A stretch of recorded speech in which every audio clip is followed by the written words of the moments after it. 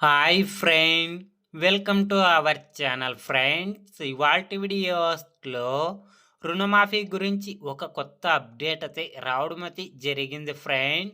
ఆ అప్డేట్ ఏంటో మనం ఇప్పుడు ఈ వీడియోలోనైతే తెలుసుకుందాము. మీరు ఈ వీడియోని ఎక్కడ స్కిప్ చేయకున్నట్ల చివరి వరకు చూడండి ఫ్రెండ్. అప్పుడైతే నేను చెప్పేది మీకు అర్థమవుతుంది.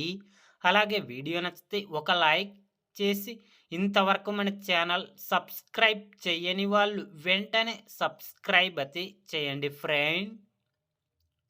తెలంగాణ రైతన్నలకు సర్కార్ గుడ్ న్యూస్ చెప్పనుంది. రైతులకు ఆర్థిక భారం తగ్గించేందుకు రుణమాఫీ పథకాన్ని ప్రభుత్వం ప్రవేశపెట్టిన సంగతి తెలిసిందే.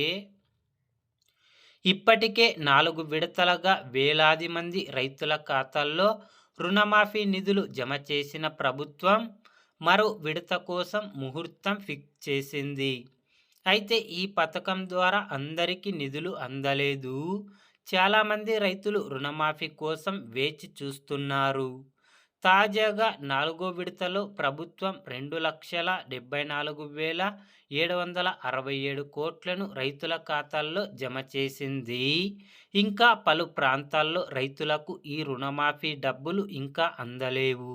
ఈ విషయం గురించి వ్యవసాయ శాఖ అధికారులు స్పష్టతను ఇచ్చారు.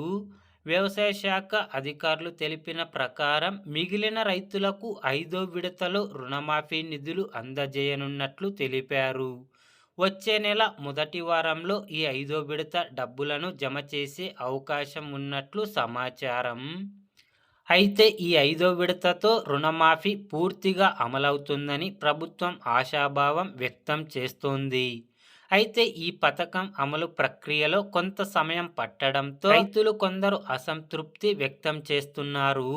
కానీ ప్రభుత్వం రుణమాఫీ నిరంతరం అప్డేట్ చేస్తూనే ఉంది. రైతుల సంక్షేమమే లక్ష్యమని చెబుతుంది.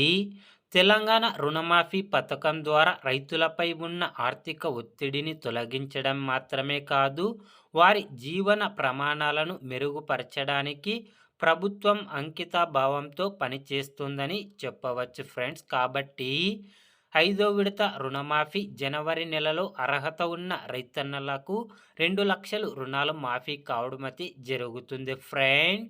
తెలంగాణ రైతన్నల గురించి ఏ చిన్న అప్డేట్ వచ్చినా వెంటనే తెలుసుకోవాలి అంటే వెంటనే మన ఛానల్ని సబ్స్క్రైబ్ అయితే చేయండి friends. Thank you for watching my video.